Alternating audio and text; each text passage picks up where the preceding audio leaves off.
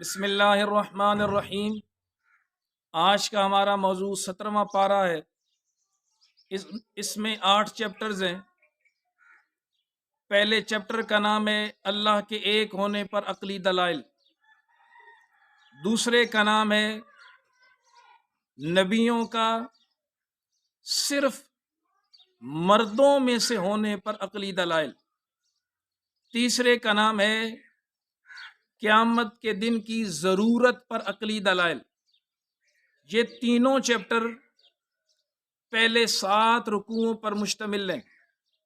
حسن ترتیب یہ ہے تینوں اکٹھے چلتے ہیں۔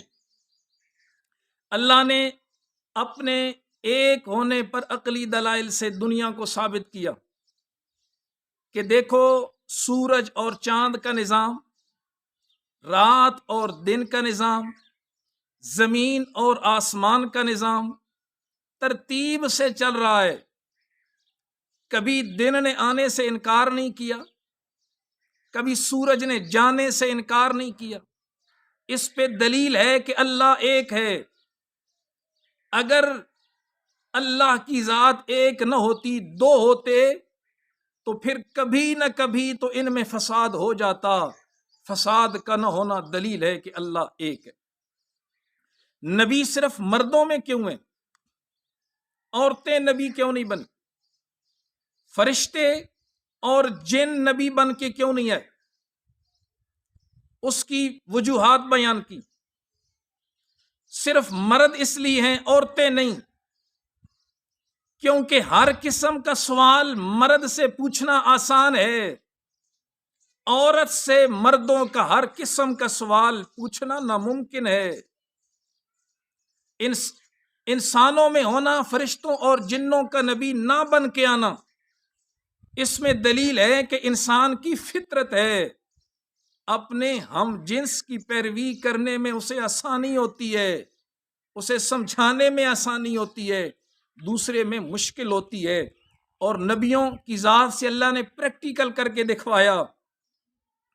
بیماری میں صبر کرنا مشکل ہے، اولاد کے جانے پہ صبر کرنا مشکل ہے، مال و دولت کے لٹ جانے پہ صبر کرنا مشکل ہے، لیکن اللہ نے حضرت سیدنا ایوب علیہ السلام سے سارے کام کروا کے دنیا کے سامنے رکھ دیے تاکہ انسان کو ان کو دیکھ کر صبر کرنا آسان ہو جائے۔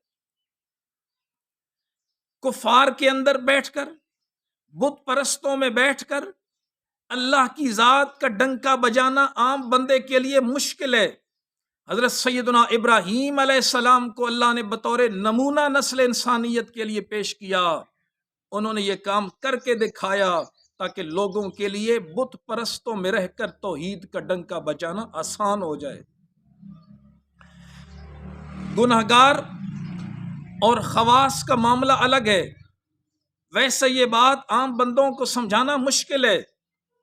اللہ نے حضرت سیدنا یونس علیہ السلام کو 40 دن مچھلی کے پیٹ میں رکھ کر بتا دیا۔ خواص کا معاملہ عوام سے الگ ہے۔ اور تیسرے نمبر پہ قیامت کے دن کے ضروری ہونے پہ اللہ نے دلائل دیے۔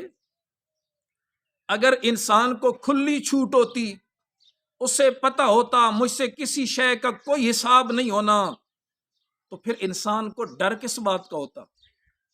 پھر انسان اچھائی کس امید پہ کرتا؟ اس نے قیامت کا دن رکھا تاکہ جابر، ظالم، فاسق اور گنہگاروں کے دل میں ڈر پیدا ہو، نیک اور اہل ایمان کے دل میں جنت کی امید پیدا ہو۔ چوتھا چیپٹر 8ویں رکوع کی پہلی 4 آیتوں پر مشتمل ہے۔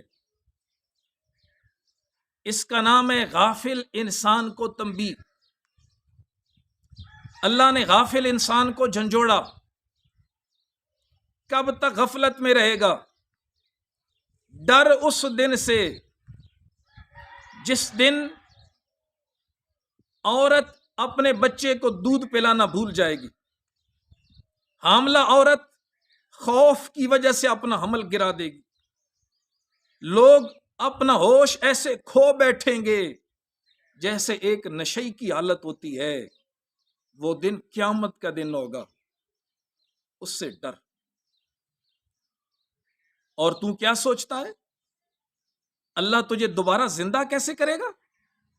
دوبارہ زندہ کرنا مشکل نہیں، تجھے پہلی بار بنانا مشکل تھا۔ جس اللہ کے لیے پہلی بار کرنا بھی آسان تھا، اس کے لیے دوبارہ زندہ کرنا کون سا مشکل ہے؟ اس نے تجھے پہلی بار تخلیق کے کن کن مراحل سے گزارا۔ تو نطفہ تھا، اس نطفے کو جمع و خون بنایا، پھر اس جمع ہوئے خون کو گوشت کی بوٹی بنایا، پھر اس گوشت کی بوٹی کو ہڈی بنایا، پھر اس ہڈی کے اوپر گوشت چڑھایا، پھر دیکھ تجھے کتنی خوبصورت شکل میں بنایا کہ شکل بنا کر خود بنانے والا پکار اٹھا، فتبارک اللہ احسن الخالقین۔ اور 5واں چیپٹر 9ویں رکوع کی پہلی 6 آیتوں پر مشتمل ہے۔ اس کا نام ہے نقصان ہی نقصان۔ اس میں اللہ نے 2 بندوں کی مثال دے کر سمجھایا۔ ایک وہ بندے ہیں جنہوں نے دنیا کی خاطر دین اپنایا، ان کا انجام بھی نقصان تھا۔ دوسرے وہ بندے ہیں جنہوں نے اپنے دل میں حسد کو جگہ دی، ان کا انجام بھی نقصان تھا۔ اللہ نے فرمایا بندے عبرت حاصل کر لے، دین دنیا کمانے کا ذریعہ نہیں ہے، دل اپنے اندر حسد رکھنے کی جگہ نہیں ہے، دل اللہ کو بسانے کی جگہ ہے، اور دین اللہ تک پہنچنے کا ذریعہ ہے۔ 6واں چیپٹر 9ویں رکوع کی 7ویں آیت سے لے کر 10ویں رکوع کے اختتام تک موجود ہے۔ اس کا نام ہے تقابل ادیان۔ 6 مذہبوں کو ڈسکس کیا گیا: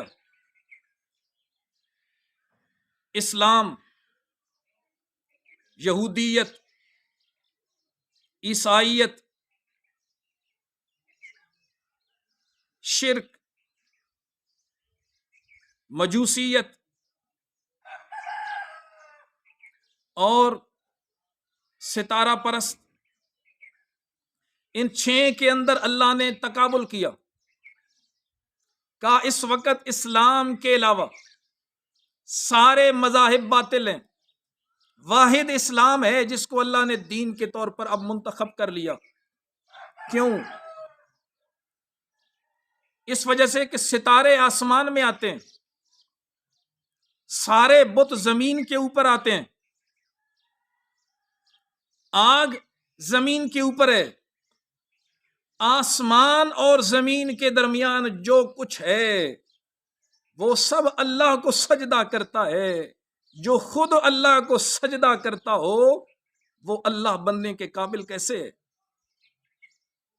اور یہودی اور عیسائی وہ دونوں بھی انسانوں کو وہ درجہ دے بیٹھے ہیں، اور انسان بھی زمین کے اندر ہے، سارے اسی کو سجدہ کرتے ہیں۔ 7واں چیپٹر 11ویں اور 12ویں رکوع پر مشتمل ہے۔ اس کا نام ہے کعبۃ اللہ کی تعمیر اور اعلان حج اور اس کے مسائل۔ حضرت ابراہیم علیہ السلام نے کعبۃ اللہ کی تعمیر کی، اس کے بعد جبل ابی قبیس پہ کھڑے ہو کر اعلان کیا، جس نے اس اعلان پہ لبیک کا اسے اللہ حج کی سعادت نصیب کرے گا، اور قربانی کے دن مقرر ہوئے، اللہ نے اس کا ذکر کیا۔ 8واں چیپٹر آخری پاؤ پہ مشتمل ہے، 13ویں رکوع سے لے کر پارے کے اختتام تک۔ اس کا نام ہے جہاد کا حکم اور جہاد کا مقصد۔ اللہ نے جہاد کا حکم دیا سب سے پہلے غزوہ بدر کا، اور جہاد کا مقصد ہے اسلامی ریاست کا قیام۔ اسلامی ریاست میں 4 کام کیے جائیں: نماز کی پابندی کروائی جائے، زکوٰۃ کی ادائیگی کو لازمی کروا دیا جائے، نیکی کا حکم دیا جائے اور برائی سے روکا جائے۔ صدق اللہ مولانا العظیم۔